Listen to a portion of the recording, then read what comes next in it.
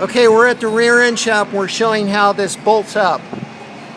Okay, go ahead. Alright, if you look at this, you can see the 3 bolts that are here. There's also supposed to be more bolts that extend towards the back, and there's a plate that goes on the inside of the car that spreads the load of those bolts through the sheet metal. That plate was supposed to extend back, but there's the raised floor section of where the seats mount through that prevents it from being able to get into there. So you can't bolt on to these rear sets.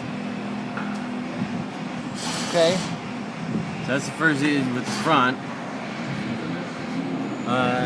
Moving to the back, if you want to come around and look at these lower control arms, you can see the weld on this one is a real nice weld.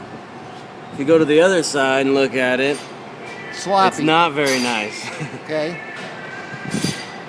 The holes to mount these brackets on for the coilovers and for the Watts link mounts in the back, I had to open up with a die grinder because the alignment of these holes to the alignment of the bracket was off and the bolts would not go through. If you look at the top of the coilovers, the clearance, this side is not that bad. There's about 1/4 inch of clearance there. On the other side, there's not. It's actually touching the body in between there. Okay. The angle of the shocks to the crossover, or to the coilovers, is off from each other. Okay. Oh, and then this part back here. With the Watts link, going to the Ford 9-inch gives you a slight clearance issue because on the 8-inch, it's 5/8 of an inch shorter on the third member, which would move the axle forward. But because this is a 8-inch kit, it has the 8-inch torque arm and the 8-inch lower control arms, which are 5/8 of an inch longer to make up for that. Okay. Then, Torque arm. okay. Then you're talking about moving the exhaust because of the coilovers. Yeah. And then also this plate up here.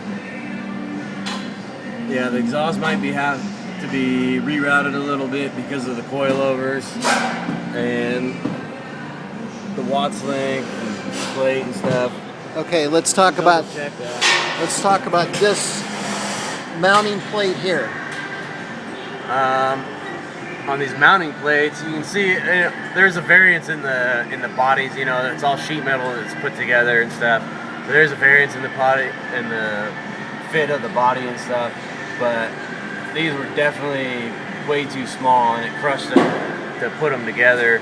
But it didn't have any of the bolts to put these plates on, and it also did not have one of these plates to go on the inside of the trunk floor of the body for this plate to reinforce it. Okay.